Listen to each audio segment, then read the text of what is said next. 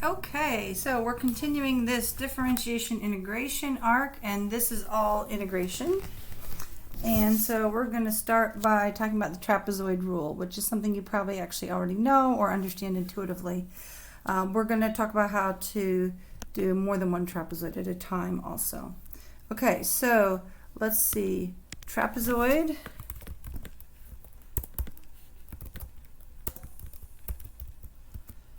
One, two, four, etc. Because we're going to kind of keep subdividing trapezoids.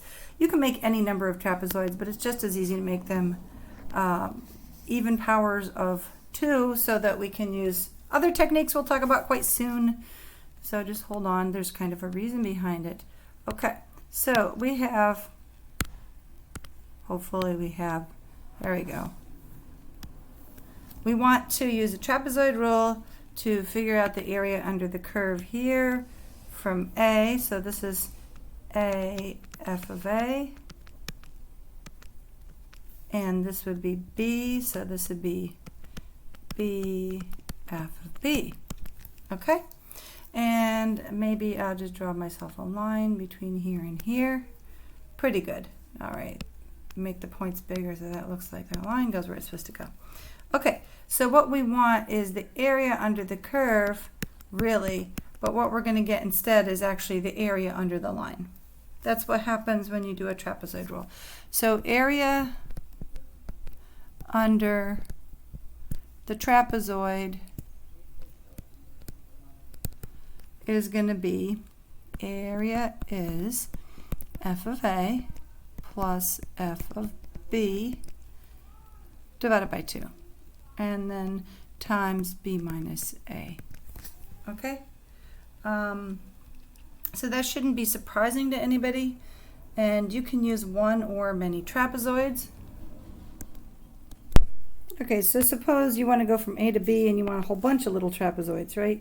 So maybe we want to go 1, 2, 3, 4, 5, 6, 7, 8 trapezoids, just to make it nice and even. And maybe we're going to label this x0, x1, x2, x3, and so on and so forth.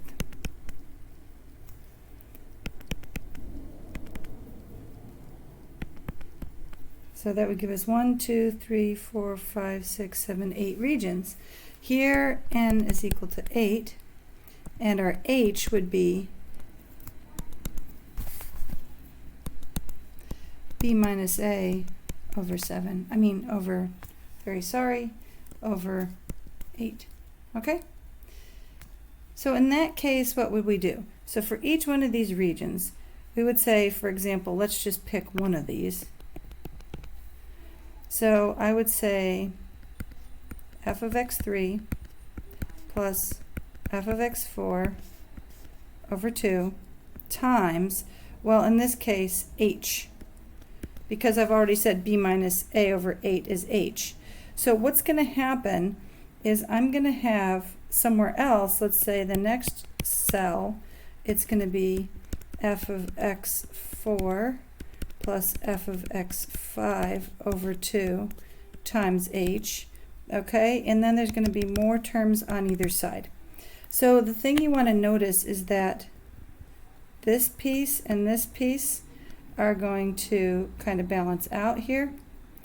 But what's not going to balance is on the first term, f of x0 plus f of x1 over 2. This guy's not going to have a partner, and the guy at the very end, f of xn, whatever he is going to be times h over 2, is not going to have a partner. So I'm going to leave that for you to figure out. But all the other points in the middle, all these samples will have the same weight. These guys will have half the weight of their peers, okay? So if you understand that, then you can figure out how to code that up for the homework, okay?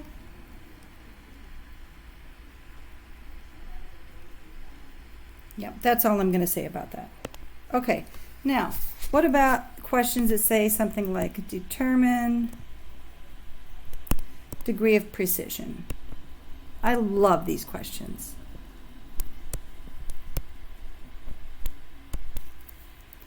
I also love being able to erase stuff. There we go. Precision. Okay. So here's an example. If you're integrating f of x from -1 to 1, which is a very convenient place to integrate, by the way, then you're going to have, let's say, 1/2 f of negative 1/2 plus f of 0 plus 1/2 f of 1/2. I literally just made this up when I was writing my notes. Like, I just totally made that up. So let's determine the degree of precision for this. And the way we're going to do it is we're just going to start with Taylor, like always. Whether we're differentiating or integrating, we ask Taylor for help. But I'm going to just use different letters as the coefficients just to make my life easier, because I hate subscripts. If I need more terms, I'll come back and get them later. Okay. So I'm going to go ahead and integrate this.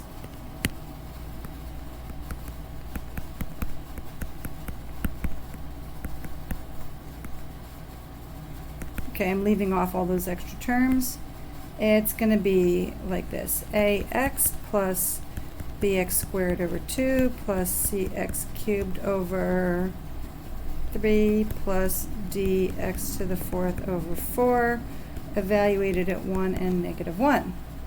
So this integral, I like to call the integral I, integral is equal to what? So we already know that some of these are going to wipe out. These guys are going to wipe out, right? So the only ones we need to worry about are the odd terms. You end up with 2a plus 2/3 c. Okay? So, what does this tell us? Well, let's try this. F of 0 is a, f of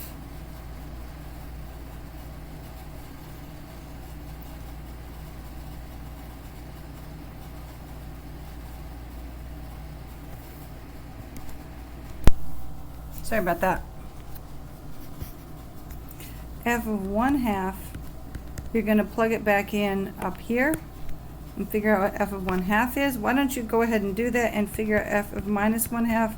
You pause the video and come back and see if we agree. Okay, so f of 1/2 should be a plus b over 2 plus c over 4 plus d over 8. If you didn't get that, then you should pause and rework the next example. The f of -1/2, see if you agree with me again. All right, let's see if we agree. Minus b over 2 plus c over 4 minus d over 8. Okay, so now what we're going to do is we're going to say, okay, let's simulate this.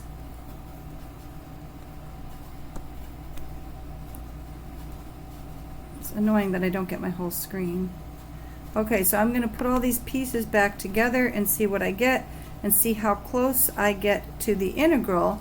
And the integral I want is right here. Let's see what we actually get. So we're going to get 1/2 of each of the outside ones and plus all of f0. So what we're going to end up with is all of this and 1/2 of one of these and 1/2 of one of these. Okay? So let's see. We get 1/2 and 1/2 and a whole. So we get 2a. So our fake integral is 2a. And we don't have to worry about this term anymore because it only has an a in it. So we have 1/2 of each of one of these guys. Well, those wipe out. Those wipe out, so who cares?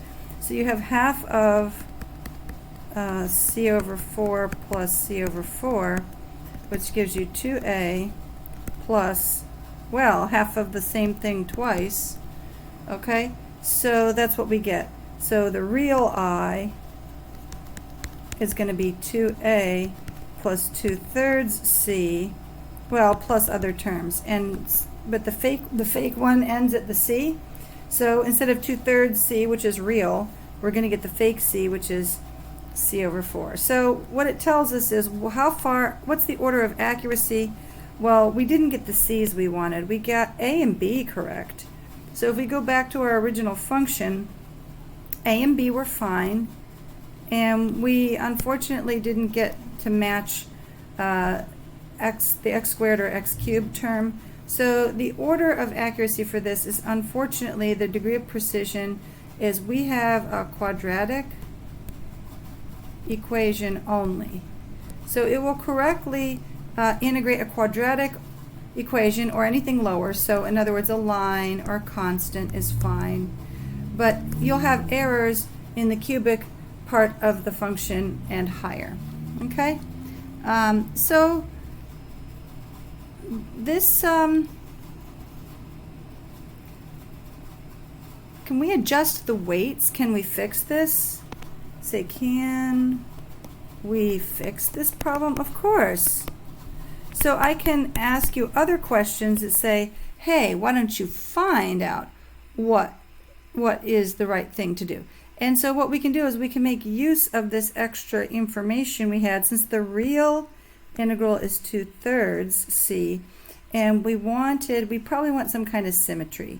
So we want the weights, we want these weights up here. Where did we go? Good grief. We want these weights to be the same, but the weight here could be different. F of 0 could be different. But we want the weights on the two outside ones to be the same, so we want all three of them to add up. So let's think of it this way. If we have, let's kind of go back a little bit. We want something here times f of minus 1/2 plus some other thing here. So a times, not a plus. And then plus whatever the first term was, we're going to duplicate it, just out of symmetry. Okay? And we're going to figure out what those blobs have to be to make everything work out. Okay, so we know from what we did up above, so I'm going to just steal this work. Okay, so we may as well use variable names. That's what we have them for. So whatever this is, I'm going to make it the same as this one. So it's going to be applied to whatever this mess is. And then whatever this is going to be something different. So we need 2a plus b. We know it has to add up to 2, right? Has to add up to 2 because the width of this interval over here is 2, and that's where that magic 2 comes from. Anyway, so that's okay. That's the same place that that number 2 came from. But we have some other situations here. Like, we already know that whatever capital A is, these guys are going to disappear.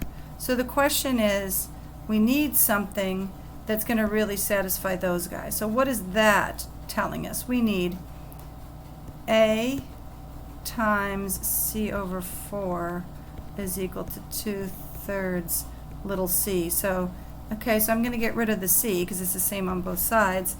And let's see, we need to multiply both sides by, see, A is equal to 8/3. Something doesn't look right. I did something wrong with the algebra. Well, of course, because I forget the 2 over here. It's crazy, crazy, crazy. All right, so those go away, and then this is actually the right value. It's 4/3 like it's supposed to be. Okay, so capital A is going to be 4/3. But what's crazy then, if capital A is 4/3 times 2 gives you the 8/3, then I want to bring this down to 6/3, so B has to be minus 2/3. So that middle term has to be minus 2/3, which is completely insane. Like, I think this is completely insane that I have to take some sample of my function and actually multiply it by a negative value. So it's going to be times negative 2/3, and then this is going to be times 4/3, and this is going to be, I mean, that's just crazy to me, that somehow the value of f of 1/2 and f of negative 1/2 is so valuable that I have to kind of, I have to measure f0 and then make it negative 2/3 weight. I mean, that's crazy. I think that's crazy, but hey, that's what the algebra says to do. It actually works. So it actually is going to integrate cubics correctly. It's going to go all the way up to D now. So what does that mean? Okay, so this means that we can integrate an actual cubic, and this equals isn't approximate, so our fake integral actually equals our real integral. Equals the same, meaning there is zero error, and that is completely mind-blowing if you think about it. Okay, so it integrates correctly, and do we care? Yes. And because of Taylor and Maclaurin, we know this matters. Let me just give you a little story from grad school. I did one of my prelims in numerical computing, and my colleague Rahul Kulkarni was a little bit ahead of me in the program, and he advised me just before my numerical prelim. He's like, don't worry, it's all Taylor series. If you know Taylor series, you're going to ace the exam. And I was like, is he right? And his words just keep coming back to me. It's actually true. If you really understand Taylor series, then there's really nothing to worry about in numerical computing, because most of what we do actually just comes back to that. So here's a question. What if I could sample whatever points I wanted and choose the weights?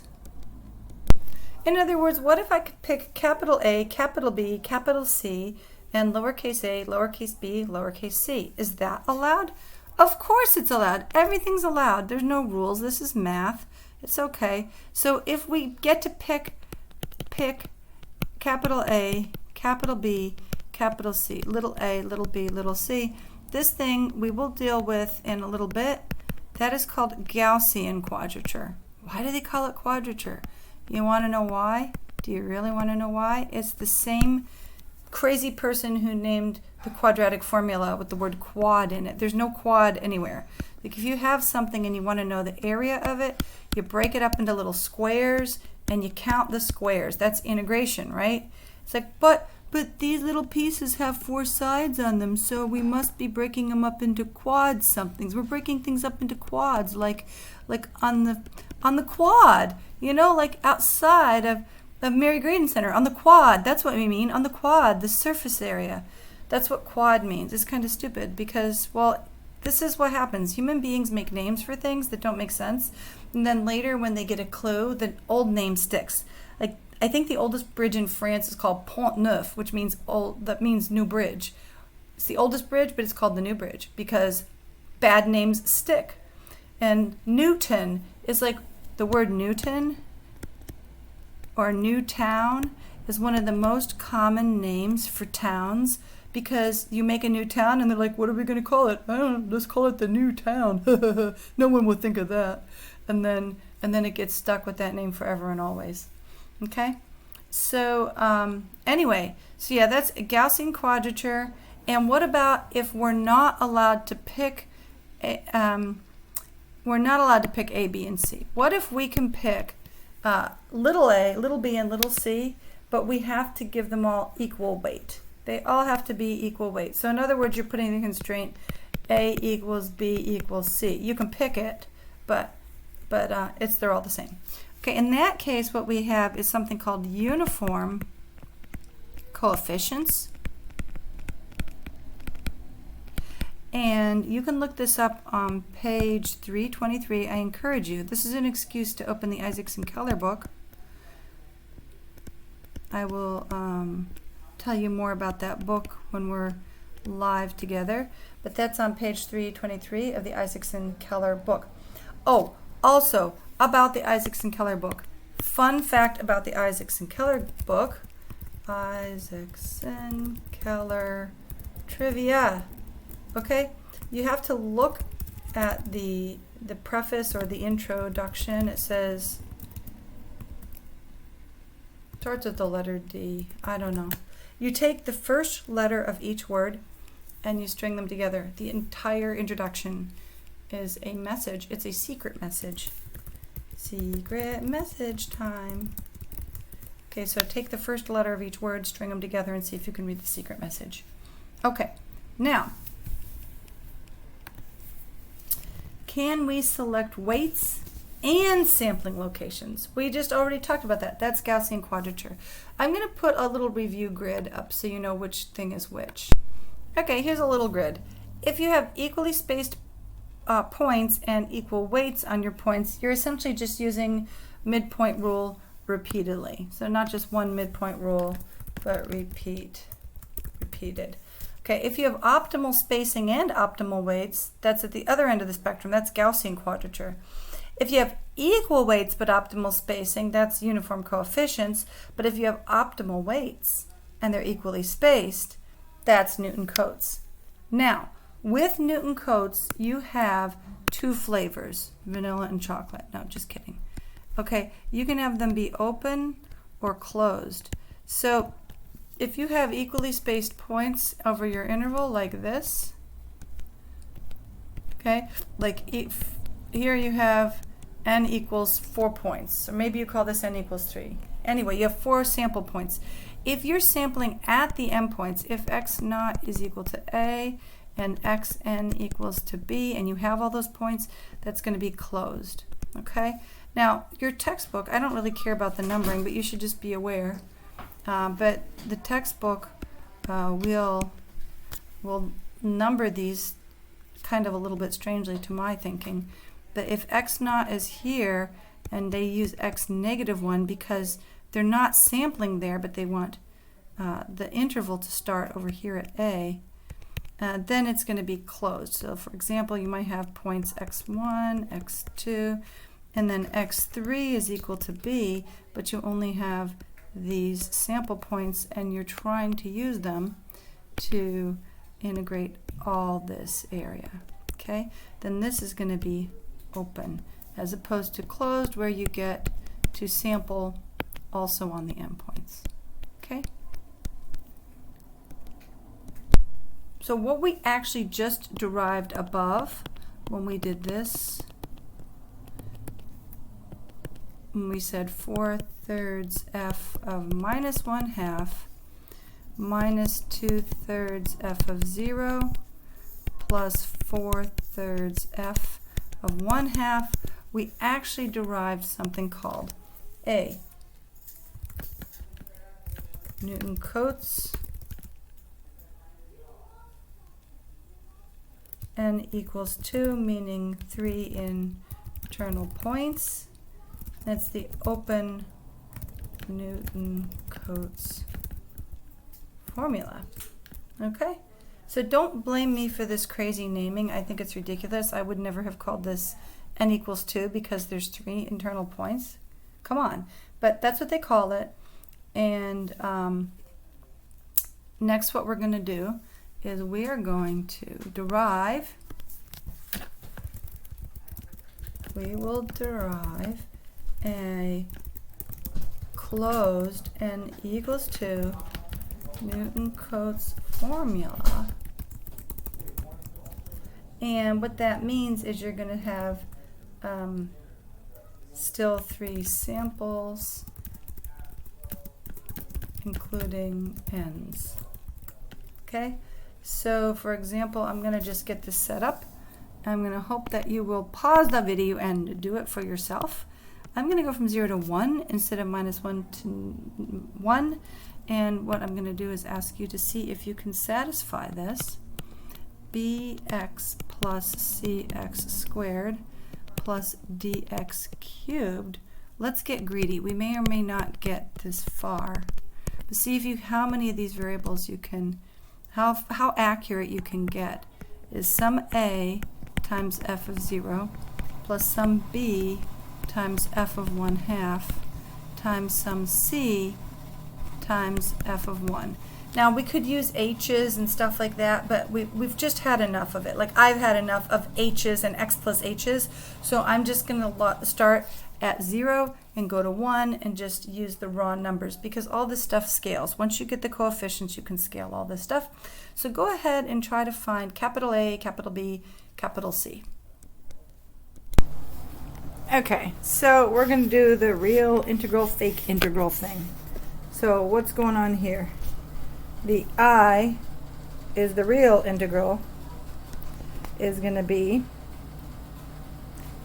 ax plus bx squared over 2 plus cx cubed over 3 plus dx to the 4th over 4 plus fx. This is a different f. This is a weird f. Df x to the 5th over 5, and all this is evaluated at 1 and 0. The zeros wipe out. So then you get A plus B over 2 plus C over 3 plus D over 4 plus funny F over 5, and so on and so forth, and all the terms that we probably won't be able to match. Okay, and so that would be the actual integral. And our fake integral, we have to kind of investigate what that one is doing too. Okay, so f of 0 is just a. That's easy. F of 1/2 is what?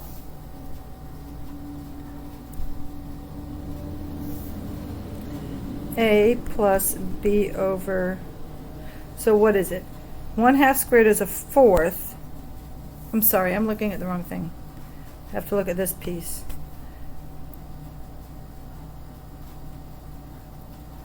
B over 2 plus C over 4 plus D over 8 plus funny F over 16.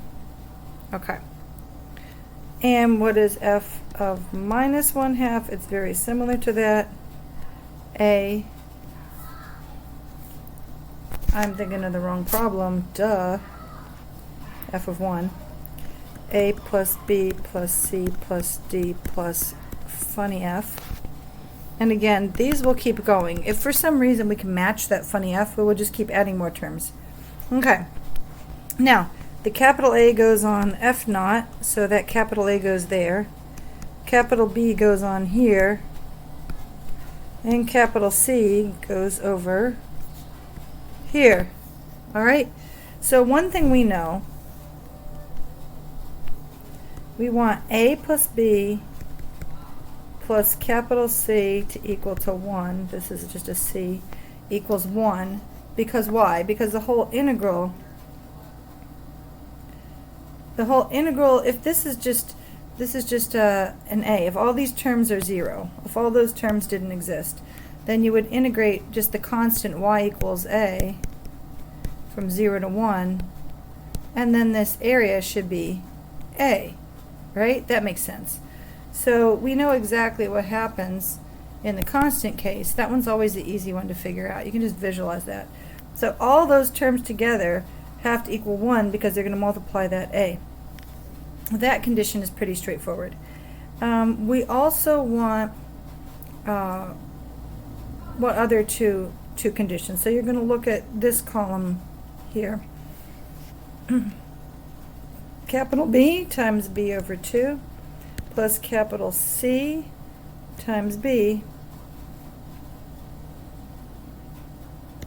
is equal to B over 2. How do we know that? We looked at the actual integral. Okay? And then the next condition we want to be C over 3.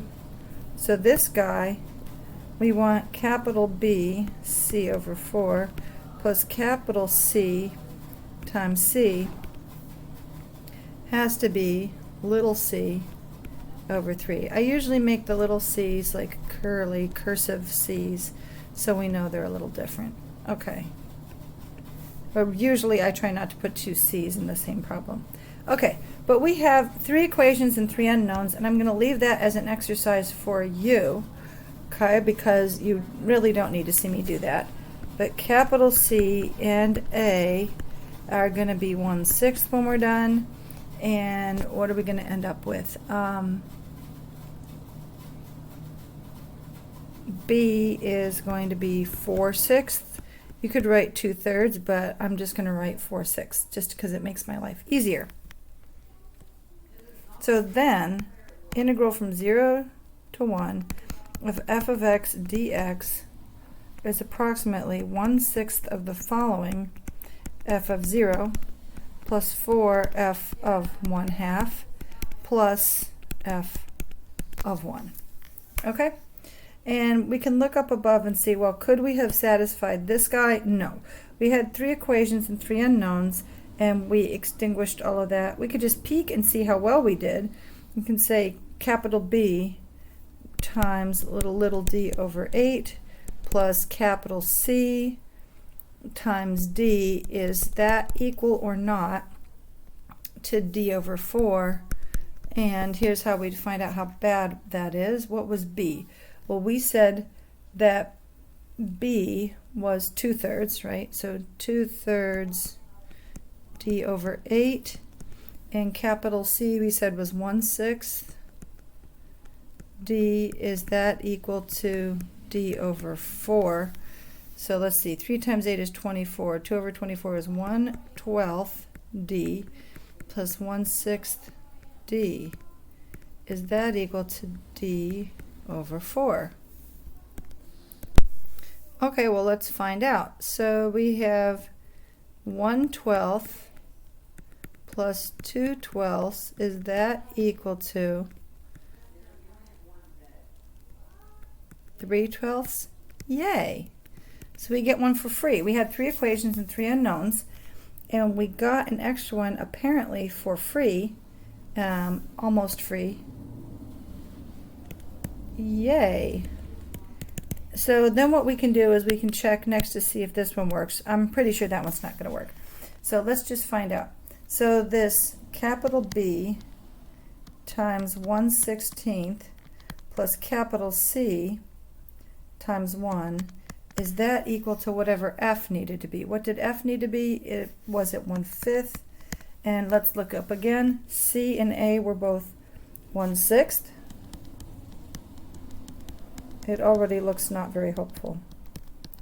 And what was capital B? 2/3. Okay, so let's find out how close we were. It can't be correct, but we can at least ask Python how close we are, and I just don't want to do that arithmetic. All right, so I'm going to just pull up Python and ask, what is 2 over 3 times 1 over 16 plus 1 over 6, and compare that to 1/5, and that is not bad at all. I expected it to be worse. So there you go. So we can satisfy all the way up to almost the F, but not quite. We can almost go all the way up to F. So even though we don't get this term, this is close. So we get a perfect integral all the way up to cubic, and we almost get the next derivative in there. Okay. Okay, so even though we don't get that 4th degree, the error is still pretty low. So what is this thing called? I'm going to just tell you this has a special name. This is very common. We call this Simpson's rule.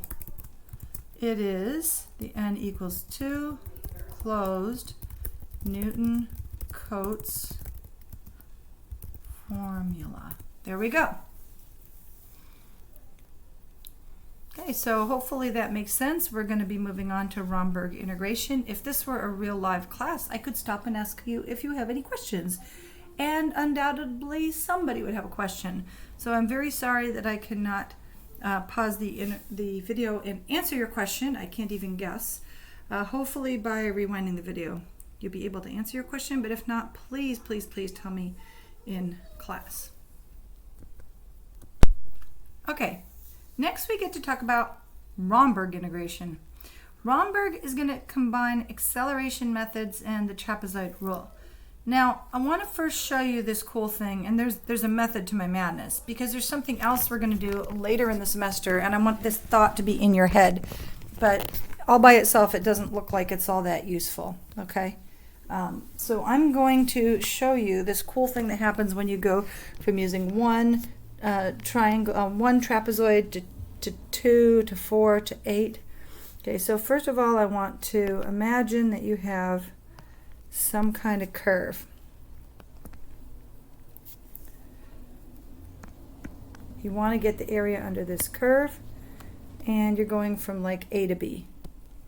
But just to make it easier for us, I'm going to label the 0 and 8. Okay, so maybe we're at x equals 0 and x equals 8. Okay, so I could do a single trapezoid.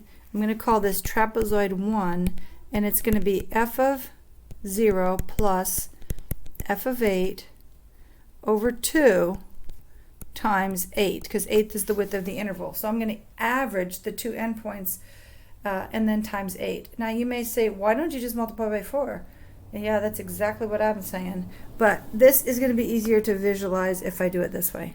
Okay, now the next thing I want to do is I want to do 2 trapezoids. So I'm going to do the following. I'm going to do f of 0 plus f of 4, and then I'm going to do an f of 4 plus f of 8, and again I'm going to divide by 2. Like, what just happened to my computer? And then I'm going to multiply by 4. So I'm averaging all those things up, but now the width of the particular interval is 4. And so then what I'm going to do is I'm going to say, hold on a second. I didn't have to recalculate that. I could have taken the result I had before and divided by 2, because look, if I'm taking half of this, right? So this guy ends up down here. This piece ends up down here. And this piece ends up here. But they're multiplied by 4 instead of 8.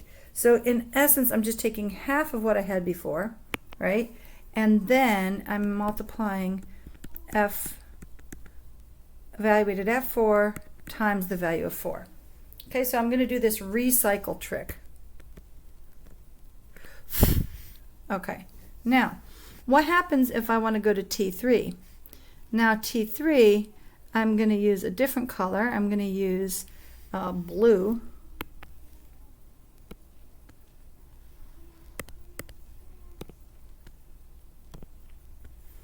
I'm going to sample at 2 and 4 now. Okay, and I'm just going to move this over so I can talk about this better. Oh yeah, that was lovely.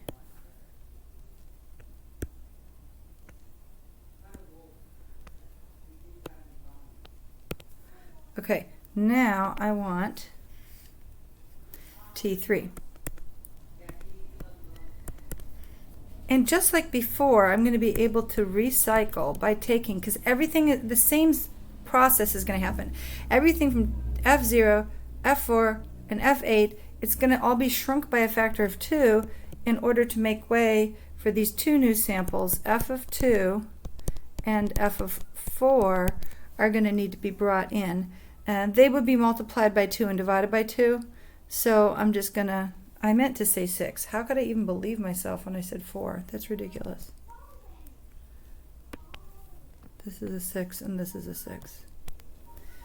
Okay, so I'm going to multiply by 2 because otherwise I would be multiplying by 2 and then dividing by 2 and then multiplying by 2 again. So this stuff times 2, whereas you see before I was multiplying by 4, that is going to go down by a factor of 2 each time. Okay? And one more iteration of this. I might want to go bing, bing, bing, bing. Now I want to bring in 1, 3, 5, and 7. So T4 is really going to be T3 over 2 plus the sum of all this stuff. This time it's times 1. It makes it easy. F of 1 plus F of 3 plus F of 5, of course. F of 5 plus F of 7. Okay, so generically what's going to happen is Tn plus 1 is going to be Tn, T for triangle, I don't know, I just made that up, plus new samples plus 1/2 of the H, like whatever the current H, but it's going to be half of the previous H. Okay? Okay, so that's there to just plant that thought in your head for later. Right now we technically don't need it, because if you wanted to do any homework, which hopefully you're going to be doing homework, you don't need that particular trick. You can just weight these. For example, now let's say I actually did these weights. They would look like this: 1, 2, 2, 2, 2, 2, 2, 2, 2, 1, and then you'd add them all up together. The point is, if you're calculating this thing by hand, or if you're generalizing this to some other thing in the future that we're going to talk about, you can just make use of your previous calculations. So definitely if you're doing this by hand, you would quickly decide that this is the way to go. If you're doing it by computer, you don't really care about wasting the computer's time, do you? Well, neither do I. Okay, so let's use Richardson's extrapolation. We're going to start this off as a single trapezoid. R21 is going to be 2 trapezoids. You're going to just keep subdividing. R31 is equal to 3. Oops, nope. Obviously that's not what I meant to say. 4 trapezoids, and R41 is equal to 8 trapezoids. Okay? You keep going. RK1 is 2 to the k minus 1 trapezoids. Okay? Then what we're going to do is we're going to just use, this is going to look familiar. We already did this before.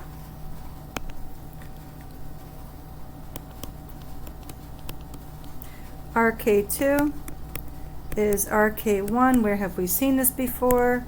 Quick, see if you can remind me.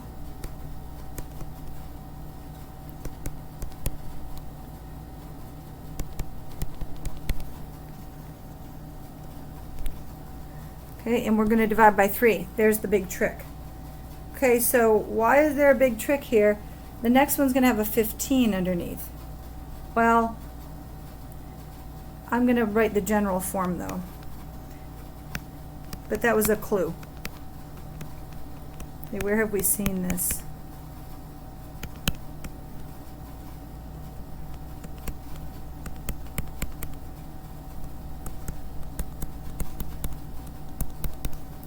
And so we're going to write this as 4 to the j minus 1 minus 1. So the first time you see it, it's going to be a 15. Okay, so this one, start at k equals 2. Make as many as you can. Make lots of these. And then start with k equals j. Make as many as you can.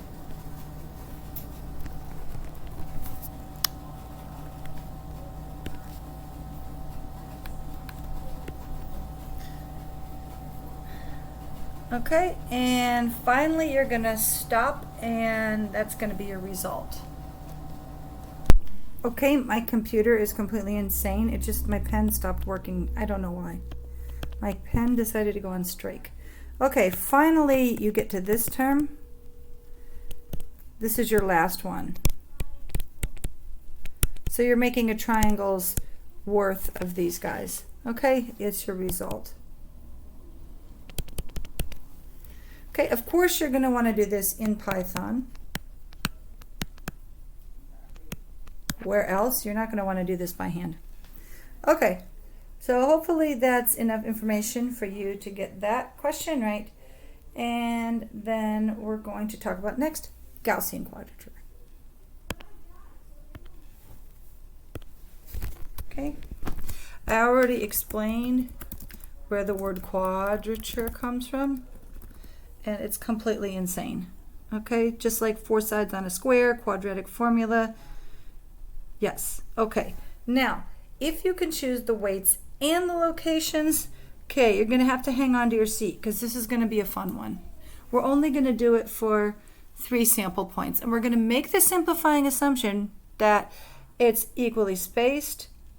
Even though it's inside the interval, we're just going to make a whole bunch of symmetry assumptions just to make our life easier. Okay, so here are the assumptions I'm making. First of all, I am centering my integral between -1 and 1, knowing that I can shift it later. I'm assuming that the weight on the first and last point are the same, and that they're equally distant from the center, which they are actually. And I'm assuming that the middle sample is in the middle of the interval, and that is also true. So really, I only have to find three things. It's messy enough with all these assumptions, okay? So let's just go ahead and assume f is equal to a plus bx plus cx squared plus dx cubed plus, I'm sorry, I'm using this crazy f again. I'm just running out of letters. So I have all these things on my wish list. I may or may not satisfy it. I'm gonna just take all these guys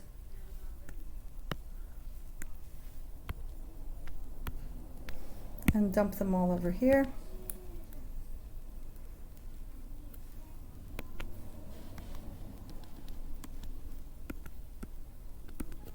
Okay. And then it's going to be 2a plus 2c over 3, which we've already seen before, plus 2 crazy f over 5, and possibly more things, but nothing from g. So if we wanted another piece, we'd have to go on to the next, we have to go over here in our f. We're not going to do that. Okay, we think we have 3 equations and 3 unknowns, or we're going to look for having 3 equations and 3 unknowns. And if it looks promising, we might get greedy, but let's just see what we can do. Okay, so we want f of q and f of minus q and f of 0. F of 0 is the easy one, of course, because f of 0 equals just a. And so we're going to multiply it by b, and we're just going to have b. Nice and easy, right? So what's f of q going to look like? Well, f of q is going to look like a plus bq plus cq squared plus dq cubed plus funky f q to the 4th plus gq to the 5th and other stuff and a bunch of other stuff. Okay, and this one is just going to be the same with minuses. I am really not in the mood to write it out again. I'm going to write it out again.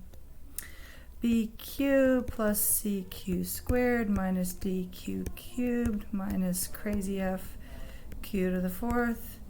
Nope, plus f and then minus g q to the 5th, blah, blah, blah.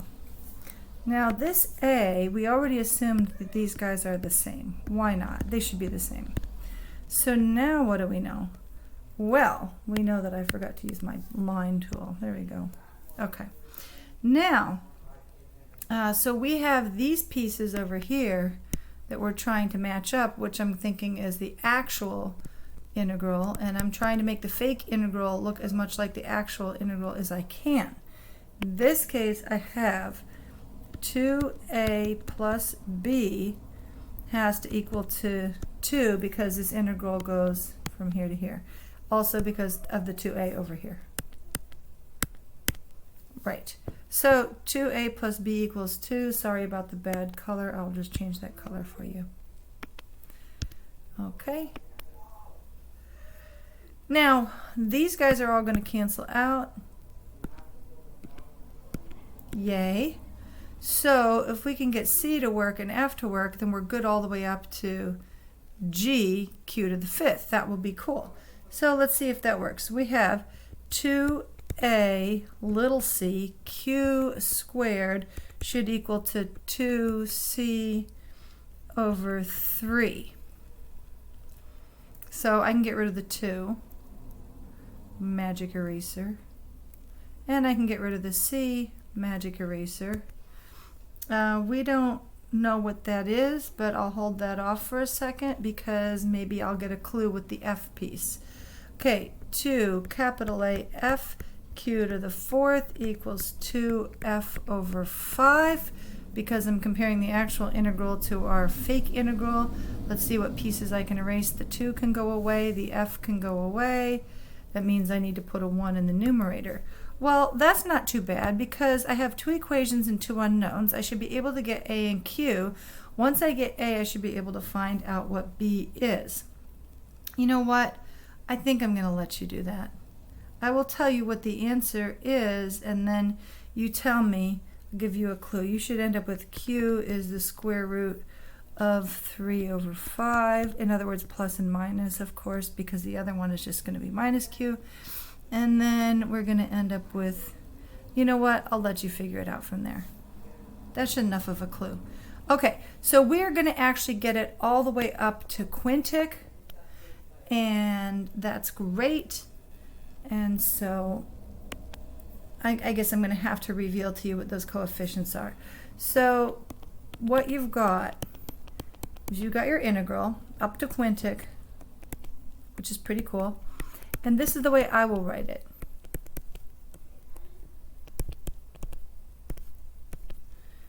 But you're not going to see it that way in a textbook,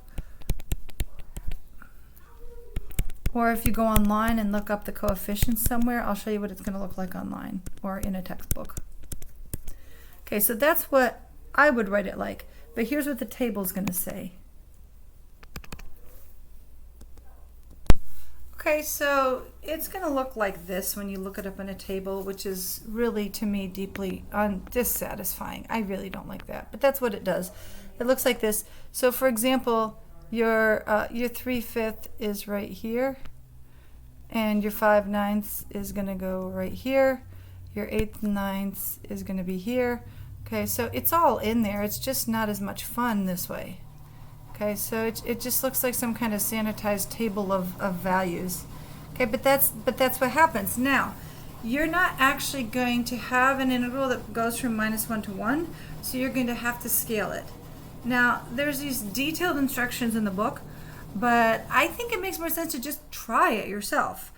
So what I want you to do is think in terms of where is the center. So rather than just using a formula, here's the center, and the distance between your sample here is when you're going from 0 to 1. When 0 is in the middle and you're 1 unit away from the edge, then you're square root of 3/5 units away from your next sample point.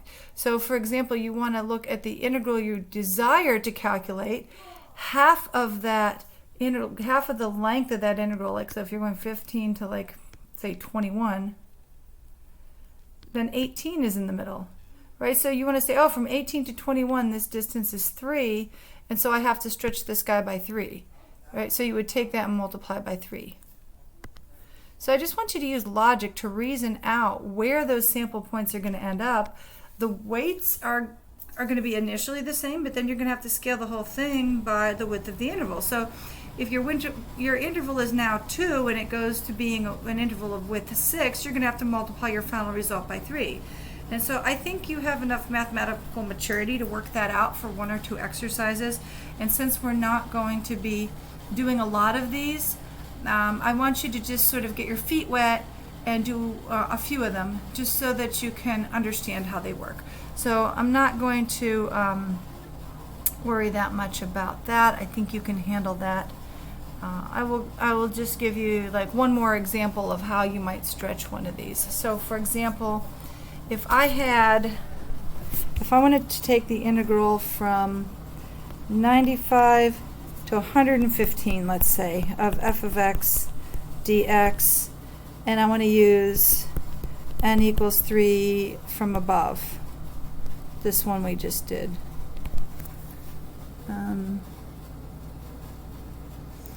So I'm imagining this. This is what I'm imagining. Some kind of function, 95, 115, what's in the middle? Well, that's going to be 105. Okay, so this width here is 10. So this guy is 10, where in my original template it's just 1. So I'm going to multiply everything by 10. So this guy was 0, so the red numbers are going to be my old values, 1, -1. And I'm going to sample at square root of 3/5 minus square root of 3/5.